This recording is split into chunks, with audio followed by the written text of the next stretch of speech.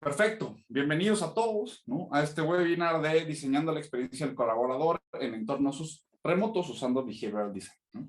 Aquí les dejamos algunas recomendaciones para el webinar. Apaguen su micrófono, utilicen el chat para preguntas y si quieren conocer un poquito más del trabajo del IMEC o de herramientas relacionadas a esto que vamos a estar platicando, ahí les dejamos un código QR para que puedan tomarle una fotografía y acceder justamente a estos materiales, ¿no?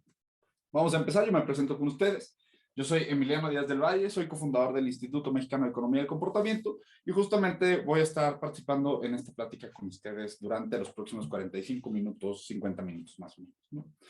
Antes de empezar, me gustaría contarles un poquito de quiénes somos, ¿no?, y de qué hacemos nosotros para que pues, nos conozcan. Algunos de ustedes quizás ya nos conocen, sino un poquito que sepan qué tipo de trabajo hacemos, ¿no? Somos una institución que trabaja o funciona desde 2015 y desde 2015 estamos enfocados en la aplicación de las ciencias del comportamiento. Prácticamente eso es a lo que nos dedicamos todos los días, a diseñar y proveer soluciones que sean costo efectivas, medibles y basadas en herramientas de comportamiento, ¿no? Es decir, realmente eso es lo que cualquiera de las personas que trabajamos en el IME que hacemos día a día, ¿no? Y justamente hemos trabajado en 43 proyectos con 28 aliados en áreas de fortalecimiento de capacidades financieras, estrategia de cambio organizacional, optimizaciones de estrategias comerciales y fortalecimiento de estrategias de adopción, ¿no? Justamente el objetivo de que vean esto es un poquito de que vean la versatilidad que tienen estas herramientas y que vean también el objetivo un poquito de lo que vamos a estar platicando, tanto en temas de fortalecer estos 4 tópicos como también en temas de divulgación, ¿no? 50% del esfuerzo que hace el IMEC y del personal que trabaja en el IMEC está enfocado justamente en temas de divulgación. Al final del día eso es un tópico muy importante para nosotros. Entonces, habiendo platicado un poquito de quiénes somos, ahora sí, pasemos al contenido del webinar, ¿no? Y el webinar busca resolver prácticamente esta pregunta que están viendo en la pantalla. ¿Cómo puede Behavioral Design ayudar a diseñar una mejor experiencia de los colaboradores, especialmente en entornos remotos, ¿no? Y esto es importante porque justamente en la actualidad la gran mayoría de las empresas están trabajando de manera híbrida o de manera remota y justamente se vuelve importante empezar a conocer cómo es que cambia la experiencia del colaborador cuando cambia completamente el contexto, ¿no? Vamos a estar tocando estos 4 tópicos. Ahorita nos vamos a concentrar en discutir qué es Behavioral Design. Vamos a ver 3 dimensiones contextuales que afectan la experiencia del colaborador, ¿no? Una parte muy importante del análisis de las ciencias del comportamiento es voltear a ver el contexto y justamente vamos a concentrarnos en 3 dimensiones contextuales que son muy importantes para elevar justamente la experiencia de los colaboradores. A partir de ahí vamos a ver cómo es que estas dimensiones han cambiado con la digitalización y el trabajo remoto. Y vamos a revisar hacia el final del webinar 5 estrategias basadas en Behavioral Design para ayudar a mejorar la experiencia de los colaboradores, ¿no? Entonces, esto es lo que vamos a estar platicando durante los próximos 45 minutos, 50 minutos más o menos. Empecemos ahora sí por la parte importante en este caso, que va a ser directamente ¿qué es Behavioral Design? Y el concepto de Behavioral Design es muy útil describirlo, discúlpenme, utilizando un triángulo que nos deja ver la importancia y la interacción entre 3 conceptos importantes. Las ciencias del comportamiento, que nos van a dar un montón de información acerca de hallazgos del comportamiento y teoría de cómo las personas tomamos decisiones y llevamos a cabo nuestros comportamientos. Justamente si nosotros tenemos acceso a la aplicación de las ciencias del comportamiento y combinamos eso con el método experimental, vamos a poder tener no solamente hallazgos importantes de lo que hacen las personas, sino vamos a tener herramientas para poder realizar mediciones, extraer evidencia y poder diseñar con evidencia en la mano. Ahora, de nada nos sirve realmente el conocer principios de las ciencias del comportamiento y del método experimental si no conectamos esto con herramientas estratégicas de solución, que en este caso es donde entra el concepto del diseño y nos permite justamente empezar a entender a qué hace referencia este concepto de Behavioral Design. A la integración de hallazgos de las ciencias del comportamiento, metodologías de medición y de experimentación que nos den acceso a rigor científico y el diseño como herramienta estratégica de solución que nos permita llevar esta información a resolver un problema, a generar una intervención de cambio de comportamiento. Ahora, si lo vemos de esta manera, justamente vamos a empezar a ver que tenemos 3 herramientas muy potentes, ¿no? Y digamos, las ciencias del comportamiento, vamos a ver un poquito a qué se refiere cada una de estas herramientas, ¿no? O cada uno de estos 3 puntos. Porque las ciencias del comportamiento hacen referencia a la psicología, a la sociología, a la antropología, e incluso a la misma economía, que son disciplinas que se centran en entender cómo es que las personas llevan a cabo decisiones y comportamientos en diferentes contextos y con diferentes enfoques. Si ustedes toman un libro de texto de economía, ¿no? De inicios de economía, o bueno, más bien de economía inicial, se van a empezar o se van a dar cuenta que la definición tradicional de economía va en las líneas de algo parecido a esto, ¿no? El estudio de las decisiones y comportamientos de las personas bajo contextos de escasez. Pensémoslo, la economía se trata de entender cómo las personas llevan a cabo decisiones con presupuestos limitados y con contextos donde no tienen acceso siempre a toda la información disponible. Ahora, justamente se vuelve interesante empezar a ver que el comportamiento humano ya ha sido estudiado durante mucho tiempo. Ahora, si nosotros tomamos estos hallazgos, si nosotros tomamos este entendimiento ya generado y lo combinamos con el método científico, vamos a tener justamente la posibilidad de crear experimentos. Y el valor de crear experimentos es tener certeza, realmente saber que cuando hacemos las cosas de una forma y cuando hacemos las cosas de otra forma, los resultados son completamente diferentes. Y el tener esa posibilidad de crear experimentos, de implementar experimentos y de extraer certeza del contexto, es lo que nos va a permitir saber si el comportamiento y los elementos que estamos ubicando en el contexto de los comportamientos que estamos analizando realmente generan cambios en las personas. Ahora, como les decía, esto está incompleto si no agregamos el mecanismo o el elemento de diseño a todo esto. Ahora, el diseño es interesante aquí porque todavía es una disciplina que tiende a ser muy castigada en temas de percepción por las personas. Si ustedes van a un contexto financiero, por ejemplo, van a un banco, bueno, recientemente ya ha cambiado un poquito esto, pero si se fueran 7, 8 años atrás, ¿no? Y van a un banco y hablan de un diseñador o hacen la pregunta de cómo es un diseñador, pues muy probablemente las respuestas van a ir sumamente enfocadas hacia temas creativos.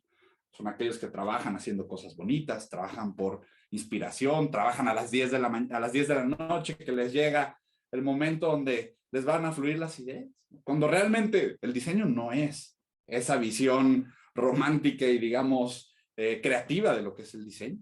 El diseño, en el fondo, es una herramienta estratégica de solución que nos va a ayudar a pasar de un problema grande y abstracto a una solución puntual y específica. Ahora, justamente cuando vemos al diseño como este procedimiento estratégico de solución, entonces tenemos realmente una combinación de 3 elementos que nos ayuda a entender mejor a las personas y a diseñar soluciones para ellos. Justamente el tener acceso a mejor entendimiento y hallazgos de la psicología, a combinar esto con el acceso a evidencia y rigor científico que nos da el método experimental y combinar esto con herramientas estratégicas de solución nos va a permitir, como les decía, diseñar ahora sí para cambiar comportamientos. ¿Y a qué nos referimos con esto? Justamente vamos a ver un pequeño ejercicio donde podemos ver las 3, digamos, las 3 esquinas de este triángulo en acción. Para eso vamos a pensar en un pequeño ejercicio mental, ¿no? Imagínense que ahorita ustedes se paran, van a la cocina por un vaso de agua y en el momento en el que van regresando justamente a la sesión, se caen y se rompen el hombro derecho. Ahora, imagínense que ustedes, cuando se dan cuenta de la gravedad de su lesión, se dan cuenta que hay solamente 2 doctores que los pueden operar en todo México. Vamos a asumir que ustedes están en México, ¿no? Ahora, imagínense que el primer doctor tiene 6 años operando en Harvard, luego estuvo 6 años operando en el MIT, y luego estuvo 6 años operando en el mejor hospital de la Ciudad de México. Una persona con mucha fama y con mucho currículum, digamos. Y la otra opción que tienen es una persona que estuvo también 6 años en Harvard, que también estuvo 6 años en el MIT, y que también tiene 6 años operando en el mejor hospital de la Ciudad de México. La única diferencia entre estos 2 médicos es que el segundo médico, además de ser médico cirujano, es dentista. Ahora piensen esto por un segundo y piensen si alguno de ustedes se operaría con el doctor que además de ser médico cirujano, es dentista. Piensen esto por un segundo. Ahora, lo más probable es que la gran mayoría de ustedes no estaría dispuesto a operarse con el doctor que además de ser doctor, es dentista. Ahora, esto es interesante porque quizás nosotros no sabemos que él era un niño prodigio, perdónenme, y que dijo, ¿sabes qué? Me aburre medicina, voy a estudiar odontología por doctor. Podría haber sucedido esto, sin embargo, las personas tenemos una tendencia inherente a asumir que la persona que es especialista en una sola cosa, hace eso mejor que alguien que cumple con la misma función y muchas otras cosas. Es decir, las personas asignamos valor a la especialización y justamente ese patrón de comportamiento se conoce como la ilusión de la meta. Ahora, justamente regresándonos a este patroncito, este triángulo del cual estábamos hablando hace unos minutos, ciencias del comportamiento justamente nos han dejado entender este patrón de comportamiento de dilución de la mente. Ahora, este entendimiento de lo que hacen las personas se vuelve potente en la medida en la que nosotros probamos esto, hacemos un experimento donde podamos obtener resultados y podamos ver si realmente las personas siguen este patrón de comportamiento, para lo cual podríamos justamente generar una situación donde las personas tengan que decidir de manera real esta decisión que ustedes hicieron a manera de ejercicio. Y quizás nos podríamos dar cuenta que el 77% de las personas cuando corremos esto, digamos, en un entorno experimental, deciden operarse con el doctor dentista. Ahora veanlo, tenemos un pequeño, digamos, principio de comportamiento, la posibilidad de tener un experimento que nos da certeza del efecto en el contexto en el que estamos trabajando y lo que nos permitiría, a su vez, rediseñar la oferta de valor que da ese médico. Piénsenlo, muy probablemente el médico que además de ser doctor es dentista le grita a todos sus conocidos que te puedo operar del hombro y te puedo operar también de la boca, sin entender que quizás él mismo se está metiendo el pie, poniendo a sus clientes y usuarios a decidir con la dilución de la meta enfrente. Entonces, vean, justamente es interesante el conocer todos estos patrones de comportamiento, el conocer cómo podemos nosotros entender los elementos contextuales, generar experimentos, probar los resultados y poder utilizar eso para diseñar soluciones que cambien el comportamiento de las personas. Ahora, en este webinar estamos enfocados en temas de experiencia. Entonces, ¿cómo se ve esto en temas de experiencia? Justamente les vamos a platicar de un caso en el cual participa Daniel Kahneman. Kahneman termina ganando el premio Nobel en 2002 y que se ha vuelto muy famoso por justamente ser un experimento que ha tenido repercusiones importantes en cómo se diseñan experiencias. Kahneman empieza a trabajar con un grupo de médicos por ahí de mediados de los 90s, más o menos, finales de los 80s, ¿no? Con quienes empieza a trabajar en reformular procedimientos médicos basándonos en las experiencias que viven los usuarios. En este caso, ellos tenían una situación problemática en donde un grupo de médicos se había dado cuenta que un procedimiento estaba generando abandono de sus usuarios. Es decir, yo como médico me encuentro con un problema bien fuerte porque tengo que pasar a mis empleados, o bueno, a mis clientes en este caso, por un procedimiento que es tan doloroso que genera que cerca del 30% de los clientes no regresen cuando viene la segunda o la tercera sesión del procedimiento. Si somos un médico o somos un grupo de médicos, estamos en problemas. Estamos enfrentando un procedimiento que hace que nuestros clientes nos dejen y la alternativa es no pasarlos por eso, pero cometer negligencia, ¿no? Entonces, véanlo, es un tema complicado y justamente ahí es donde los médicos dicen, bueno, vamos a hacer un experimento, vamos a medir qué está pasando con la experiencia actual y vamos a comisionar a un grupo de médicos para que mejoren ese procedimiento. Ellos justamente realizan mediciones, ¿no? Dándole a los pacientes un panelcito que sonaba cada minuto y que les pedía que evaluaran su experiencia de 0 a 10. Justamente lo que están viendo en la pantalla es el agregado de todos esos resultados. Efectivamente podemos ver cómo los pacientes pasaban una experiencia dolorosísima, cerca de 20 minutos de dolor y casi 6 picos de dolor a lo largo de esta experiencia. Al ver esto, los médicos dicen, bueno, pues va a ser relativamente fácil resolver esto. Generan un grupo de médicos, comisionan el desarrollo de un nuevo procedimiento y el nuevo procedimiento, al momento de pasarlo por la experiencia de los clientes, se ve de esta manera.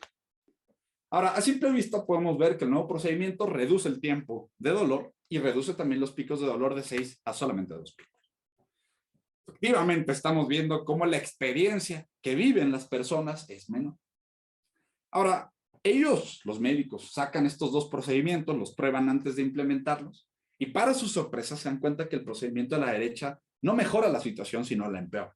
Más personas abandonan que antes. Ahora, justamente ese fue el momento donde los médicos no entendían realmente qué estaba pasando. ¿Cómo puede ser posible, ¿no?, que al reducir la experiencia a casi una tercera parte del original, los médicos vean un incremento todavía en el abandono de las personas? Justamente este fue el punto donde Kahneman se involucra con los médicos y les dicen, miren, es que ustedes están enfocados en la experiencia que vive la persona y no en el motivo o en lo que impulsa el regreso de esta persona con el médico. Digamos que Kahneman les dice, ustedes tienen que enfocarse no en la experiencia como tal, sino en el recuerdo de esa experiencia. Y esto es bien interesante porque él les dice, Miren, las personas no solamente contamos historias cuando contamos historias, sino que nuestra mente fabrica historias de nuestras experiencias y eso es lo que vivimos o revivimos constantemente. Justamente es donde Kahneman le pedía a los médicos, no se concentren en la experiencia, concéntrense en el recuerdo, en la síntesis de esa experiencia. Y ahí es donde Kahneman les decía, miren, los psicólogos hemos aprendido que las experiencias no se valoran como un juego de suma cero, donde, oye, te fue así de bien y así de mal, entonces el balance es positivo, o te fue así de mal y así de bien, entonces el balance es negativo. Justamente Kahneman les presenta lo que se conoce como el concepto de la regla del punto máximo, punto final, que es un proxy. No es una medición exacta, pero es un proxy que le permite a las personas poder identificar puntos máximos de placer o dolor de una experiencia y puntos de cierre para, de manera conjunta, no entender o promediar estos dos puntos e identificar lo que se conoce justamente como la regla del punto máximo, punto final. Ahora, ¿por qué es importante esto? En la medida en la que tomamos esa regla punto máximo, punto final para hacer análisis de estos dos tratamientos, podemos darnos cuenta que el tratamiento a pesar de ser muy doloroso, tiene un proceso de síntesis muy ameno. Es decir, las personas pasan por un pico de dolor que es exactamente igual a las personas que pasan por el tratamiento B, pero la salida de este procedimiento es mucho más paulatina que en el procedimiento B, donde tenemos un punto máximo de dolor muy alto y un punto de cierre sumamente súbito. Ahora, ¿qué es lo que Kahneman le dijo a los doctores en este caso? Tiren su procedimiento a la basura para nada. Justamente ahí es donde les decía, mira, tú lo que tienes que hacer es diseñar justamente un punto de salida que permita a las personas conceptualizar esta regla del punto máximo, punto final de forma adecuada.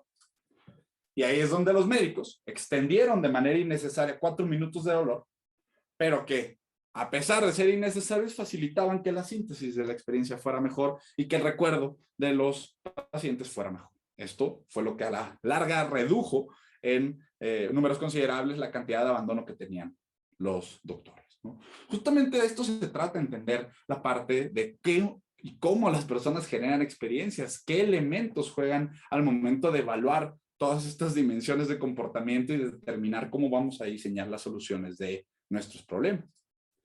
Realmente aquí el valor es ver que Behavioral Design nos va a dar las herramientas para fortalecer la experiencia del colaborador, extrayendo hallazgos de las ciencias del comportamiento, generando esta posibilidad de implementar experimentos, pruebas de control y saber con certeza lo que estamos haciendo y poder conectar esto con estrategias de solución que nos ayuden a resolver realmente estos problemas. Les digo, la visión de Behavioral Design como una disciplina que trabaja en la intersección de estos tres elementos es algo que lo hace, o es el elemento que realmente lo hace potente, ¿no?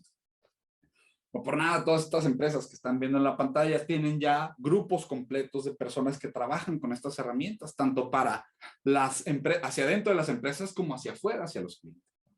Realmente el valor de entender el comportamiento no se puede menospreciar ni hacer menos, pues, menospreciar cuando lo vemos hacia adentro o cuando lo vemos hacia afuera de las empresas. No importa si trabajamos con clientes internos siendo empleados o clientes externos siendo clientes como los conocemos, ¿no? El punto de conocer la psicología y los procesos de comportamiento es diseñar utilizando esto en mente, diseñar elementos que sean y que interactúen adecuadamente con los usuarios, sean, les digo, clientes internos o sean clientes externos. Ahora, habiendo platicado un poquito de esta primera parte, ¿no? De qué es Behavioral Design y por qué es importante, ¿no? Justamente vamos a meternos ahora sí a preguntarnos cómo puede esta disciplina ayudarnos a diseñar una experiencia que sea amena para los colaboradores en un entorno remoto. Justamente aquí tenemos que hablar de algo muy importante, ¿no? Las ciencias del comportamiento, de nuevo, nos hacen voltear al contexto y en términos de la experiencia laboral de un empleado, vamos a darnos cuenta que hay 3 esferas importantes que tenemos que entender para poder saber qué elementos están interactuando con los colaboradores y qué está facilitando o complicando su experiencia en el trabajo. La primera de estas 3 esferas que vamos a tener que tocar es la esfera que se conoce como la esfera laboral. Digamos que esta esfera laboral hace referencia a interacciones que los empleados tienen con sus responsabilidades y sus tareas laborales asignadas. Digamos que esto es una parte muy importante del comportamiento y de las acciones que llevan las personas en el trabajo. Y esta celda o esta, digamos, esfera más bien, hace referencia a elementos como la complejidad de las actividades diarias que tienen que sortear las personas, la comprensión de cómo sus tareas encajan en los objetivos más grandes de la organización y en los objetivos de su unidad de trabajo, cómo la posición y adquisición de conocimientos y experiencias relevantes o competencias laborales son importantes y pueden determinar la experiencia y la facilidad con la que la persona se desenvuelve dentro de la esfera laboral. La parte de retroalimentación entre pares o superiores, herramientas y materiales utilizados en el trabajo y todo lo que tenga que ver con la comprensión del propósito de la labor que hace la persona. Digamos que estos elementos, ¿no?, juegan un papel muy importante en esta esfera laboral y nos hacen o nos obligan justamente a voltear y entender que esto es una parte muy importante de lo que va a afectar la experiencia de los colaboradores. Justamente Daniel Pink, que es uno de los psicólogos que ha estado estudiando muy fuertemente el tema de la motivación durante los últimos 20, 30 años, ¿no? Él habla mucho de cómo el tema del propósito en el trabajo es incluso más importante que muchas veces bonos monetarios, ¿no? Justamente él lo que dice es lo siguiente, ¿no? La ciencia muestra que el secreto del alto rendimiento no es nuestro impulso biológico o nuestro impulso de recompensa y castigo, sino nuestro tercer impulso, nuestro deseo profundamente arraigado de extender y expandir nuestra capacidad y vivir una vida con propósito. Digo, son elementos muy importantes porque al final parecieran en muchas ocasiones ser elementos que no juegan un papel importante en la experiencia de las personas. Pero justo el objetivo de esto es darnos cuenta que no toda la experiencia del colaborador, discúlpenme, tiene que ver con ganancias potenciales, premios, castigos que tengan el trabajo. Hay elementos, hay partes del contexto que también se vuelve muy importante generar, como esta parte laboral y todo lo que tiene que ver con esta conexión de propósito, identificación y retroalimentación de la persona dentro de la esfera laboral. Ahora, como les decía, esto es una fotografía un poquito más completa y lo que busca no solamente es enfocarnos en la parte laboral, que es naturalmente ligada a la experiencia del colaborador, pero el trabajo también tiene una esfera social y esto es muy importante porque realmente si nos concentramos solamente en esta parte, dejamos de lado partes importantes que interactúan e inciden, discúlpenme, en el comportamiento de las personas. Esta segunda esfera tiene que ver con la esfera social y habla realmente o hace referencia a interacciones que los empleados tienen con otros dentro de su entorno laboral.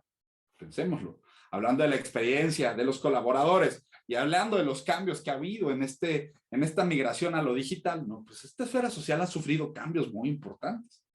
Lo que antes era muy regular de interacción con otros pares dentro de la organización, ahora se ha vuelto algo muy esporádico y muy diferente a lo que teníamos hace 2 años, por ejemplo. Ahora, ¿qué cosas considera esta esfera social? Bueno, aquí vamos a hablar de las acciones de los colaboradores y los superiores dentro del contexto laboral que puedan ser visibles para los demás. Las normas sociales que ya están preestablecidas en el trabajo, las reglas sociales que se establecen por los grupos de trabajo, las comunidades físicas o virtuales. Y esto es algo muy importante. Hoy en día esas comunidades pueden ser diseñadas o prediseñadas por las instituciones o pueden ser fortuitas. Digamos, durante este último año y medio, ¿no? Al entrar en contacto con varias áreas de recursos humanos, ha sido muy común el darnos cuenta que hay muchos grupos de trabajo que por necesidad crean sus propias comunidades, que después de haber perdido esta interacción social han tenido que migrar a otras partes, a otros contextos, a crear estas conexiones que antes se daban de manera presencial. También en esta línea juegan las interacciones sociales entre los colaboradores y la pertenencia o la no pertenencia que pueda tener el colaborador hacia un cierto grupo. Les digo, es bien importante ver esto porque cuando migramos al trabajo en casa, muchas de estas esferas se han dejado de lado, se han dejado de atender porque ya no están dentro de las paredes de una oficina. Y justamente lo importante que buscamos también comunicar con este webinar es que el objetivo de entender la experiencia del colaborador es entender que estas esferas se han trasladado a los hogares de las personas.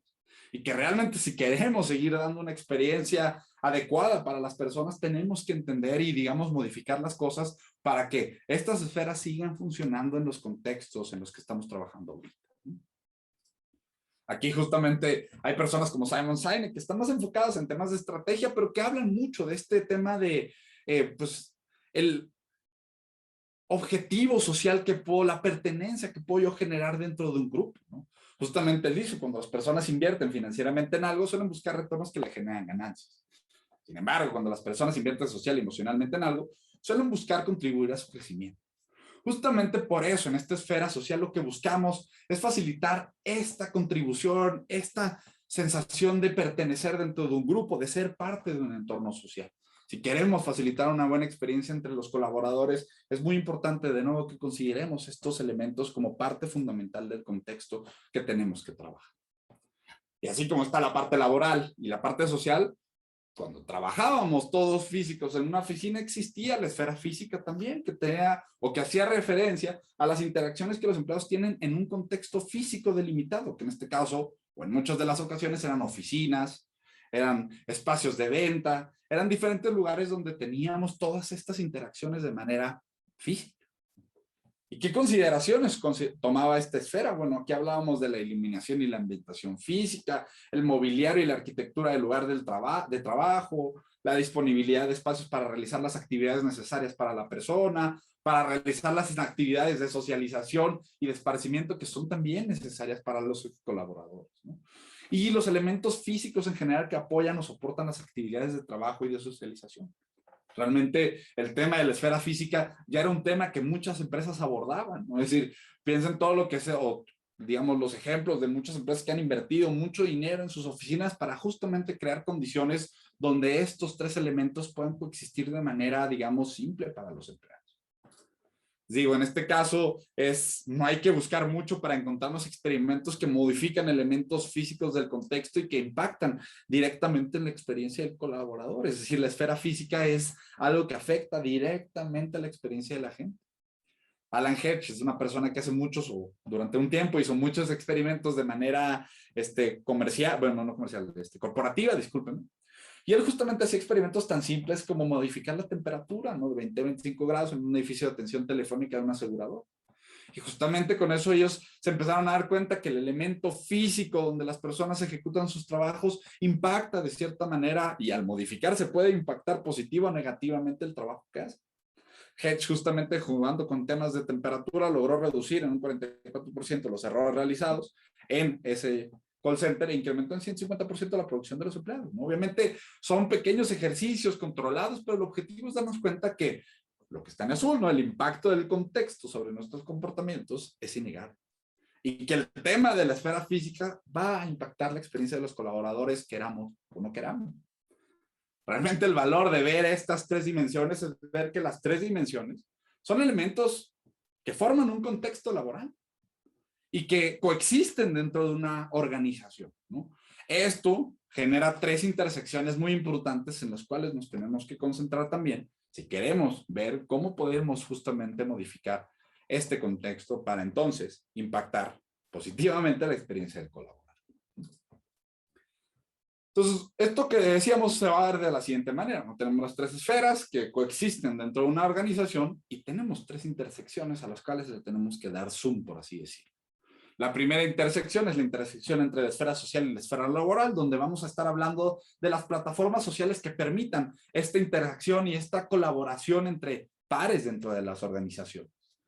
En la conexión entre la esfera laboral y la esfera física vamos a estar hablando de herramientas que proveamos para que las personas puedan ejecutar sus trabajos de manera adecuada, los elementos físicos que necesitan realizar de manera adecuada. Y por último, la intersección entre la esfera social y la esfera física hace referencia al trabajo, perdón, al espacio de trabajo físico donde llevábamos a cabo todas las acciones que llevamos a cabo pre-pandemia. Justamente vamos a ver estas intersecciones y ahorita vamos a ver cómo es que digamos, o cómo es que este mapa, discúlpenme, cambia con la digitalización y la migración al trabajo remoto. Vamos a ver la primera intersección que tiene que ver con las plataformas sociales, ¿no? Y las plataformas sociales hacen referencia al uso de plataformas que buscan innovación organizacional, la potencialización de la experiencia y el intercambio de los conocimientos entre los colaboradores.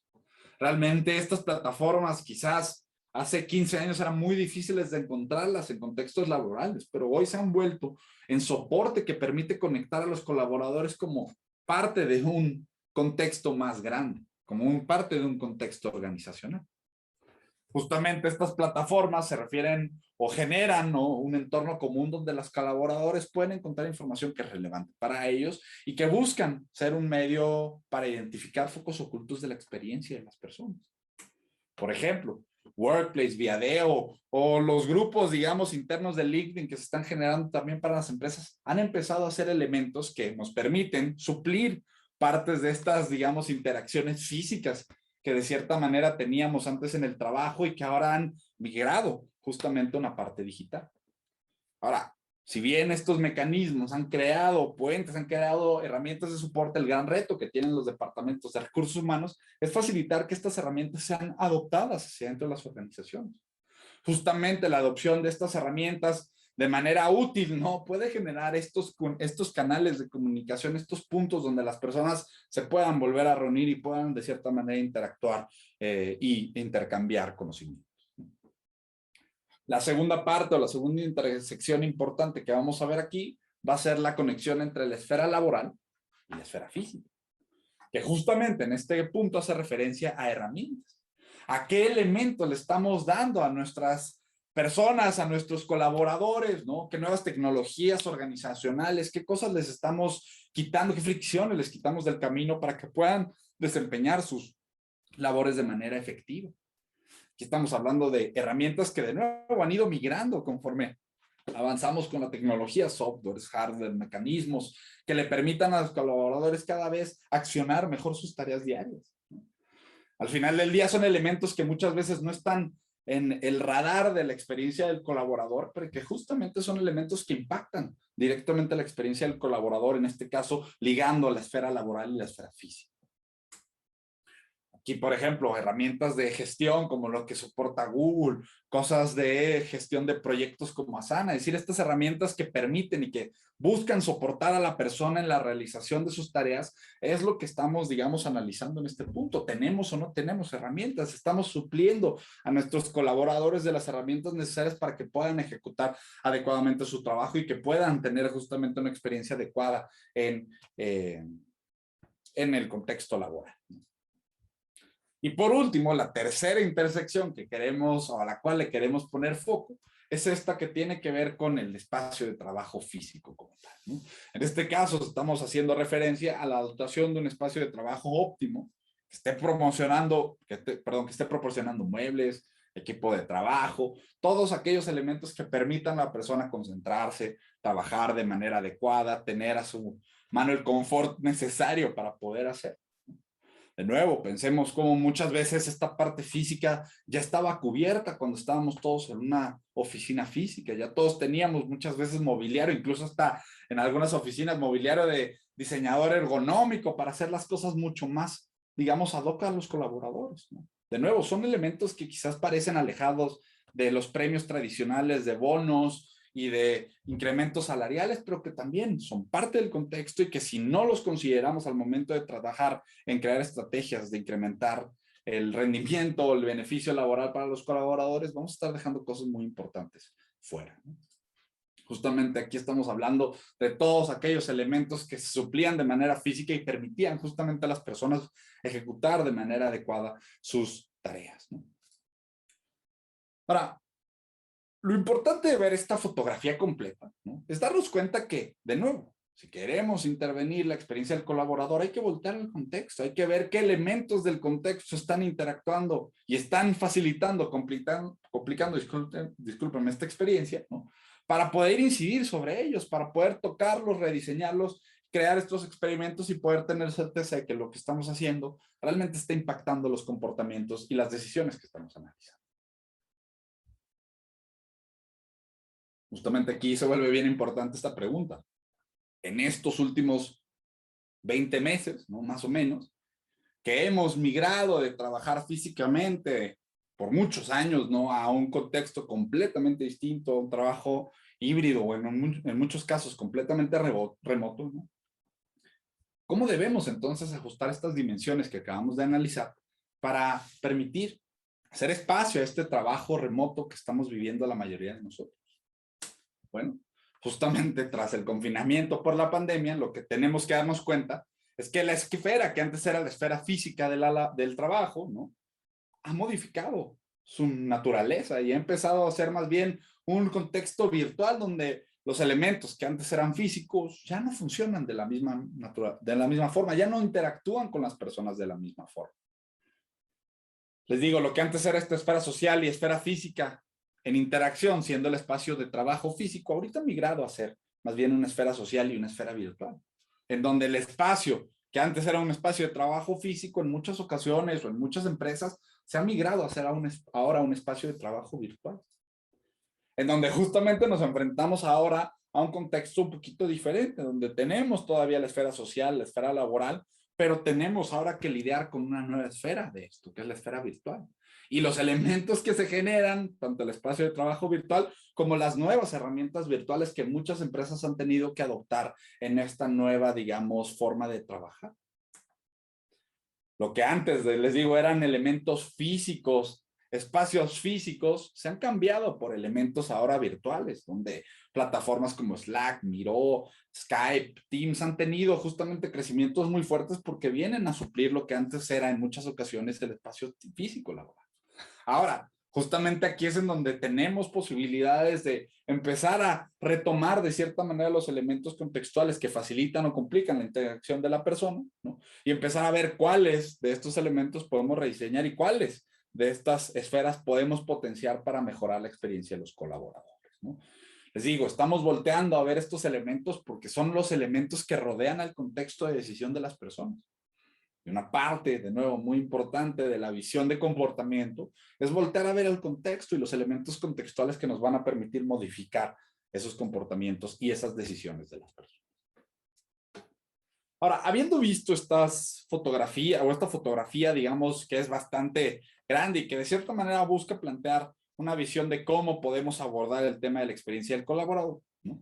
Vamos a vernos o vamos a enfocarnos, discúlpenme, ahora a 5 estrategias que podemos utilizar para mejorar la experiencia del colaborador. Para eso vamos a ver las siguientes 5 experiencias. La primera tiene que ver con la personalización de información. La segunda tiene que ver con transparencia de información. La tercera tiene que ver con simplicidad, autenticidad y la retroalimentación que podamos nosotros generar en los entornos laborales. Vamos a ver la primera de estas estrategias que tiene que ver con la personalización, ¿no? Y esto es interesante porque digamos que las organizaciones cada vez han perdido, ¿no?, esta personalización de los empleados, ¿no? Es decir, mientras más grandes se vuelven las empresas, pues hay más personas y es más difícil mantener los mensajes, las alertas, las notificaciones o todo tipo de comunicación con los colaboradores de manera personal.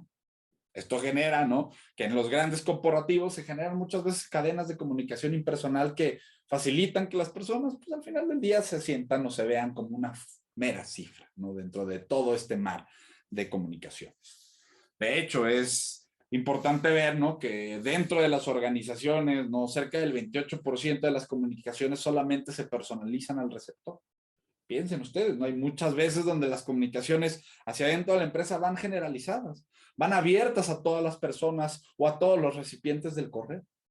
Y si bien la personalización es un elemento pequeño, vamos a darnos cuenta cómo esto puede generar cambios muy importantes en la experiencia y en las decisiones que llevan a cabo los colaboradores. Justamente este es un experimento que se lleva a cabo con Siemens. Siemens es una empresa multinacional alemana, ¿no?, que se dedica a hacer en mil cantidad de productos. Y obviamente, pues tienen muchísimos empleados dentro de su organización. Ahora, justamente ellos, hace unos cuantos años empezaron a implementar una estrategia de personalización de mensajes, en donde utilizaban mensajes de correo, WhatsApp y SMS personalizados, haciendo, y vean, ese es el gran problema de esto. No es tan sencillo trabajar con esto, ¿no? Es decir, ellos tuvieron que crear 26 diferentes variaciones de mensajes que variaban según la edad, el salario, el nivel de contribución actual hacia los bolsos de ahorro que tenían los empleados, y que justamente con esta información personalizada, ¿no?, lograron o buscaban ellos incitar a las personas a incrementar sus tasas de ahorro.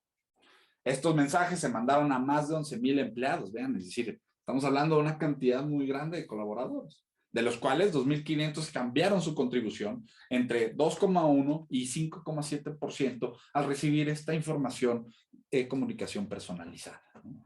Justamente los colaboradores o los creadores de este estudio se dieron cuenta que la personalización incrementa o incrementó en este caso de Siemens en 43% la apertura de mensajes y de correos institucionales.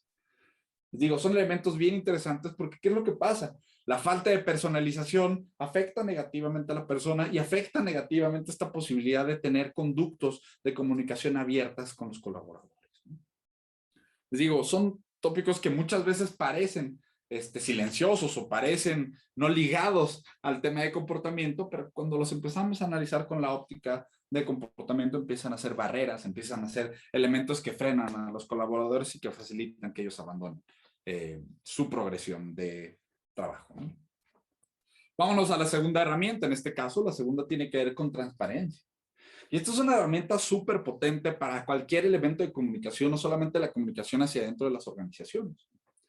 El objetivo de la transparencia no es prácticamente construir experiencias favorables para la persona, ¿no? Darle información que sea clara y oportuna y que le permita brindar esa sensación de tranquilidad, de no tener o no enfrentar incertidumbre en las decisiones y comportamientos que quieren generar. ¿A qué nos referimos o cómo podemos ver el tema de la transparencia ligada a la experiencia de los colaboradores, ¿no? Aquí hay un caso bien interesante que se realiza dentro de las oficinas de Google, ¿no? Ellos empezaron a hacer un experimento muy grande, un análisis muy grande de la experiencia y digamos era un proceso de análisis de equidad de género realmente.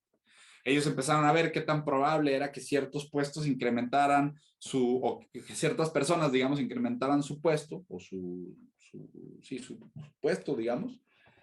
Y lo que ellos empezaron a dar cuenta es que había una gran mayoría de hombres que hacían justamente esta solicitud.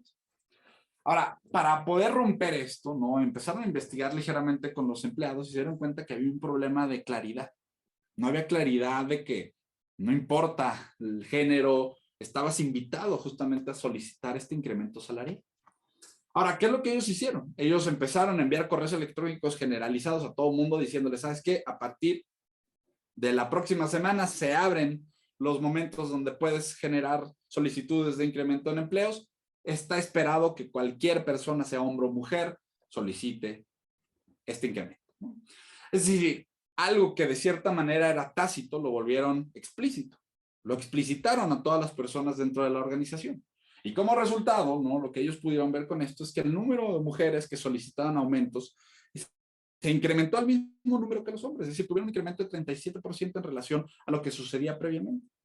¿Qué es lo interesante del experimento? Que cuando empezaron a revertir o regresar a la no transparencia, a no explicitar esto, los números empezaron a caer drásticamente hacia los números previamente establecidos, ¿no? Entonces, justamente la transparencia es importante en todo sentido, ¿no? Es decir, en este caso, tomamos un experimento de género que es muy impactante, pero realmente la transparencia la podemos ver como algo que afecta a los colaboradores en todos los niveles. Si no somos transparentes justamente en la comunicación, empezamos nosotros mismos a poner piedras en el camino de los colaboradores y empezar a generar justamente estas malas experiencias. La tercera de las 5 herramientas que estamos analizando tiene que ver con la simplicidad. Y la simplicidad es un concepto muy fuertemente ligado al comportamiento humano y al diseño de comportamiento. Justamente, ¿por qué es importante la simplicidad? Bueno, porque la complejidad de las actividades diarias, ¿no? Y la comunicación se va a exacerbar en la medida en la que pasemos de una interacción física a una interacción digital. Piénsenlo, es decir, muy probablemente recuerdan cómo en la migración del trabajo físico al digital se vino muy fuertemente este tema del burnout y cómo las personas estaban sufriendo burnout de manera virtual porque justamente la complejidad de las cosas se exacerba cuando vamos a un formato virtual. Por eso, exacerbar o levantar mucho la simplicidad en la interacción con los empleados en estos momentos de virtualidad es algo muy importante. Pensar o esperar que las personas sigan realizando quizás tareas muy burocráticas como muchas veces se hacen en corporativos cuando estábamos físicamente, ahora en el mundo digital se vuelve muy difícil, ¿no? Realmente la importancia de este concepto es entender que el exceso de estímulos, el exceso de correos, el exceso de trabajo está acabando con muchas organizaciones durante este periodo de trabajo remoto. Y que si justamente no viramos hacia la simplicidad, se va a volver muy difícil que las personas puedan, en condiciones virtuales, ¿no? Tener una buena experiencia de colaboración. Por eso, ¿no? Algunas empresas, en este caso como Boston Consulting Group, ha empezado a trabajar en cómo generamos justamente esta simplicidad en las interacciones laborales. Ellos generaron un notch muy interesante, una pequeña intervención muy elegante donde se conectaron al correo institucional Y cada que la persona iba a lanzar un correo fuera de horario laboral, ¿no?, le aparecía un pequeño pop-up que buscaba generar este punto de decisión para que la persona parara y pensara si era necesario mandar ese correo ahorita o lo podía mandar después. Justamente en estos momentos de la virtualidad y del trabajo remoto, ellos empezaron a tratar de defender a sus propios colaboradores del burnout en este caso. ¿Qué es lo que pasaba? Si yo trataba de mandar un correo fuera de horario, recibía este pop-up que me decía, oye, marca este correo como algo de baja prioridad para que le llegue ahorita, pero pues lo puede abrir cuando quiera. Manda este correo hasta el siguiente día de negocio o manda el correo como está o directamente cancelarlo y no hacerlo.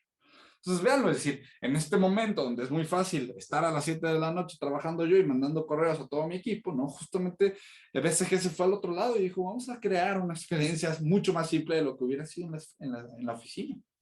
Justamente la implementación de este programa que tiene como nombre PTO, Predictable Teaming and Open Communication, ¿no?, ha facilitado un aumento en el 74% de las intenciones reportadas por los colaboradores hacia permanecer trabajando de manera virtual y permanecer en BCG a largo plazo, ¿no?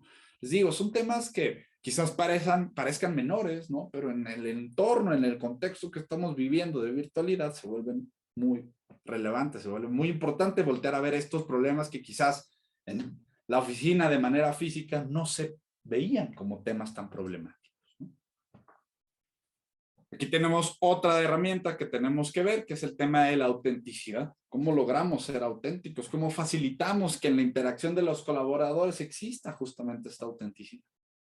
Digamos que en este sentido la complejidad de las actividades diarias y la comunicación se exacerba al migrar también del formato físico al formato virtual. Y por esto es que el enfoque de la simplicidad de la interacción con los empleados puede mejorar considerablemente la experiencia, ¿no? Aquí justamente tenemos cosas como el análisis de Future Workplace. Esto es bien interesante porque en este caso ellos estaban identificando que una de las amenazas más grandes para el engagement o la participación de los colaboradores en el trabajo es el concepto del burnout. Y pensémoslo, justamente en esta migración de trabajo físico a lo virtual, esa palabra se ha vuelto justamente una palabra pues muy recurrente en nuestro lenguaje, muy recurrente en nuestras reuniones de retroalimentación hacia el final de mes con nuestros colaboradores, ¿no? Justamente en este caso, ¿cómo se atacó? ¿Cómo en este caso Google atacó el tema del burnout de los empleados? Bueno, ellos empezaron a implementar recientemente una regla del 20%, ¿no?, donde en este periodo de virtualidad, ¿no?, cada uno de los colaboradores tenía 20% del trabajo de cada semana dedicado a las actividades que lo inspiraban.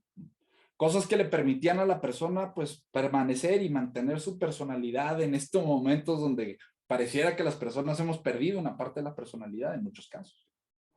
Les digo, es bien interesante voltear a ver estos tópicos porque parecieran de nuevo cosas que no tienen que ver con la experiencia de los colaboradores, pero que al verlos como una parte del contexto en el que llevamos a cabo nuestras acciones se vuelve importante detectar y se vuelve importante integrar a nuestros análisis. La última de las herramientas que tenemos que ver para hoy, o de las estrategias que tenemos que ver para hoy, es la estrategia de retroalimentación. Y esta es una estrategia muy bonita, porque la retroalimentación normalmente la vemos como algo donde nos sentamos con nuestro jefe o nuestra jefa, y nuestra jefa nos va a decir, lo hiciste bien, lo hiciste mal, y esto es lo que tienes que hacer hacia adelante. Ahora, quizás en el contexto laboral la retroalimentación vista de esa manera puede ser interesante, pero lo importante de la retroalimentación es verla como un mecanismo que da información a las personas de cómo sus comportamientos pasados afectan sus comportamientos futuros. Justamente, aquí es donde una buena pieza de retroalimentación puede brindar a las personas información útil y fácil de entender para conocer si sus acciones están siendo correctas o no están siendo correctas, además de poder saber exactamente qué es lo que tengo que hacer hacia adelante para mejorar justamente estas actividades o estas acciones. El punto importante aquí es ver que la retroalimentación puede ayudarnos a darle a las personas esa sensación de progreso y aliviar la incertidumbre que muchas personas también están teniendo en estos momentos. Aquí hay un experimento que hacen Kim y Hammer, son, digamos, dos personas que trabajan mucho con experimentos de entornos laborales. Justamente ellos empezaron a analizar el efecto de la retroalimentación sobre el desempeño laboral de los colaboradores de una empresa de servicios de telefonía. Ellos se dedicaron a hacer 4 pequeños grupos, ¿no?, que tenían entre 24 y 37 colaboradores cada uno, y empezaron a jugar con cómo retroalimentaban a cada uno de estos grupos.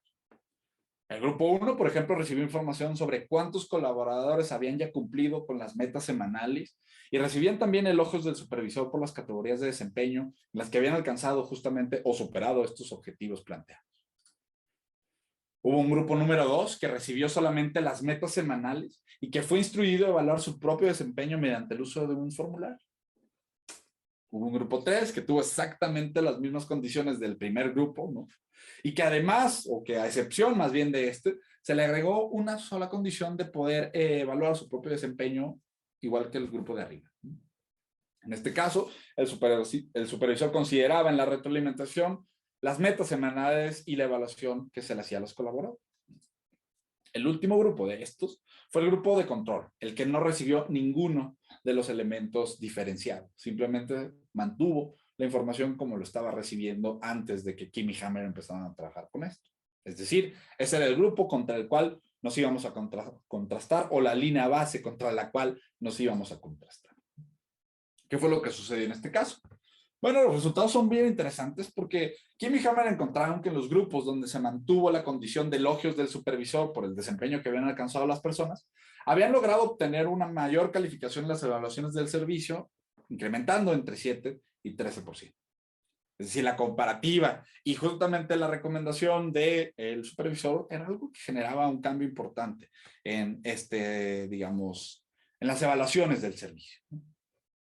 En el segundo resultado, ¿no? O en los grupos más bien donde se estaban estableciendo metas semanales y se recibía solamente retroalimentación del supervisor, se obtuvo un aumento en el índice de satisfacción laboral de los empleados.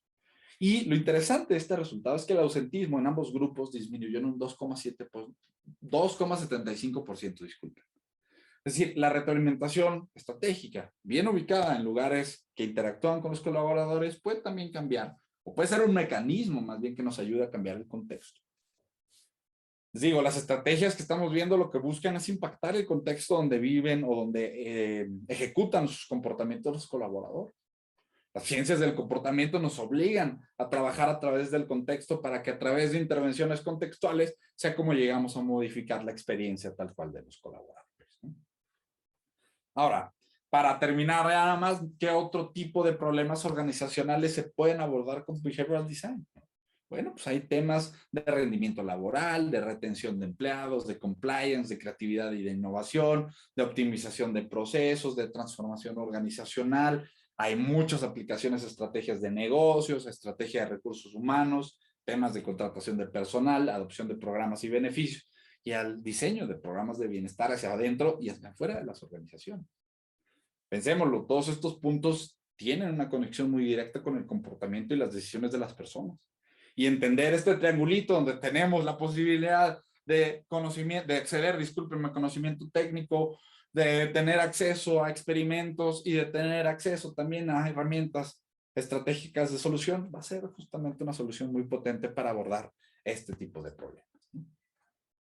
Entonces ya con esto, digamos, estamos justamente llegando al cierre de este pequeño webinar de cómo podemos impactar justamente la experiencia de los colaboradores. Si les interesa justamente conocer un poquito más de estas herramientas, conocer un poquito más de modelos y de principios de cómo diseñar para cambiar comportamientos, tenemos un curso, ¿no? Hay un precio, digamos, ahorita especial que estamos otorgando a las personas que se registraron a este webinar. Si se registraron al webinar, les va a llegar un correo invitándolos justamente a volver a ver la grabación a este curso, que es el último curso que tenemos en el año, que empieza el 16 de noviembre y que termina el 14 de diciembre, ¿no? Si a alguien le interesa, aquí puede tomarle esa fotografía al código QR y va a llegar directamente al sitio del curso. Y justamente creo que aquí sería el momento, ¿no, Diana, de abrir preguntas y respuestas? ¿Qué te parece, no? Excelente. Empezamos con una pregunta de Mariel, que pregunta, bueno, comenta. ¿Podrías recomendar algunos estudios relacionados a la aplicación de BD en temas de desarrollo de programas de bienestar? Mira, no te podría dar ahorita estudios así puntuales, pero te aseguro que si tú buscas organizaciones, por ejemplo, como Ideas 42, si tú buscas alguna organización como Rodman, por ejemplo, ellos van a tener justamente reportes del trabajo que han hecho en temas de bienestar, ¿no? Mucho va a ser hacia bienestar financiero, ¿no? Pero ahí puedes encontrar, Mariel, varias cosas de cómo se aplica esto a bienestar. Busca también los grupos, por ejemplo, del Banco Interamericano y del Banco Mundial. Ellos dos también tienen justamente muchos reportes de temas de bienestar, ¿no? Entonces, justamente no te puedo dar un estudio específico, pero busca en las fuentes, digamos, en los grupos de trabajo de estas organizaciones y ahí vas a poder encontrar información muy relevante, ¿no? Súper. También les recomendé el trabajo de Daniel Pink y Adam Grant. También, justamente. Ok, por el momento tenemos otra pregunta.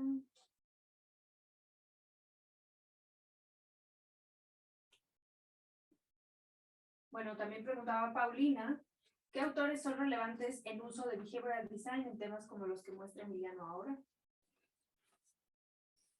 Miren, de autores de Behavioral Design, pues, ahí está Amy Bucher, por ejemplo. Amy Bucher también trabaja mucho hacia temas de organización. Steve Wendell está también, pero él está más enfocado en temas de finanzas, por ejemplo, pero igual, digamos, son fuentes muy interesantes. Paulino también ahí, por ejemplo, igual, creo que es la misma recomendación de Mariel, ¿no? Es decir, este tipo de grupos van a tener también ya conexiones muy directas con aplicaciones que se han hecho también en la región, ¿no? El Banco Interamericano, lo bonito que tiene en sus estudios es que ya son elementos aplicados en la región también, ¿no?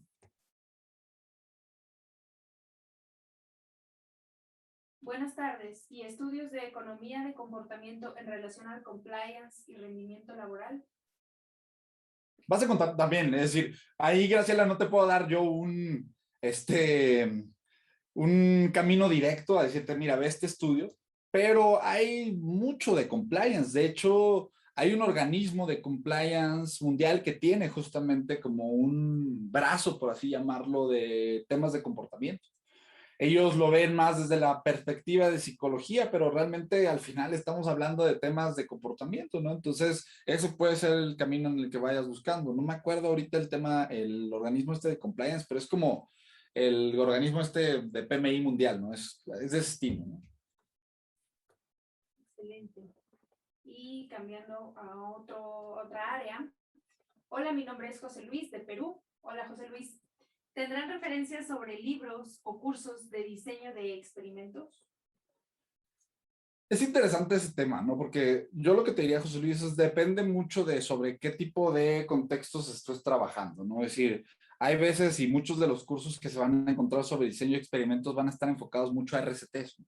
Y a veces hacia dentro de las organizaciones no necesitamos RCTs, necesitamos más bien pruebas simples, digamos, pruebas AB, pruebas o experimentos mucho más sencillos, ¿no? Entonces, sí, digamos, te recomendaría que vieras qué tipo de experimento te interesa generar porque son mecanismos y muchas veces formas bien diferentes de abordar los experimentos que son de RCTs, digamos, mucho más grandes, ¿no? Versus pruebas mucho más controladas, ¿no?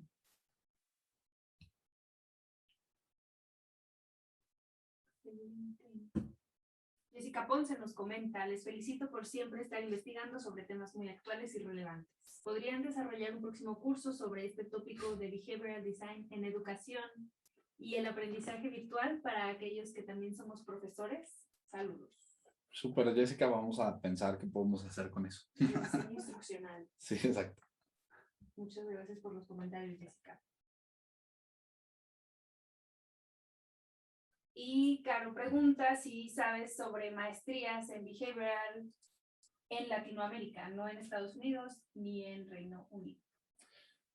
Es difícil esa pregunta, ¿no? Porque, bueno, se están creando, ¿no? Me parece que hay alguna universidad del Perú que tiene una especie de diplomado, me parece que es más bien, no estoy seguro, eso sí no estoy seguro. Pero sí ya empiezan a ver, ¿no? Al final del día, estos primeros experimentos de creación habrá que ver cómo salen, ¿no? Pero yo te recomendaría. Híjole, es difícil el tema de la maestría porque sí, también es un tema que deben de buscar muy bien, ¿no? Las maestrías de ciencias del comportamiento es como un espectro, ¿no? Tenemos las que son muy técnicas, tenemos las que son muy aplicadas. Realmente carecemos de maestrías más aplicadas que técnicas, ¿no? Entonces sí, también es importante. De todos modos, justamente el brinco de estos conceptos del nivel, digamos, posgrado a la aplicación sigue estando lamentablemente muy amplio todavía, ¿no? Excelente. Pues bueno, ya no hay más preguntas. Súper. pues bueno, digamos, con esto entonces terminaríamos este webinar. El webinar, si están registrados, les va a llegar grabado a sus correos para que lo puedan ver o por si conocen a alguien que le pueda interesar, para que le compartan el link y pueda ver un poquito sobre este tema de volver a ver el contexto y sobre las esferas, digamos, que tenemos que considerar o al llevar esto al trabajo laboral, ¿no? Y subiremos este webinar también a nuestro canal de YouTube. Entonces nos pueden encontrar como Instituto Mexicano de Economía del Comportamiento en YouTube. Y a partir del lunes van a poder encontrar la grabación de este webinar. Nos vemos. Suerte a todos, bonito fin de semana. Buen fin de semana. Hasta luego.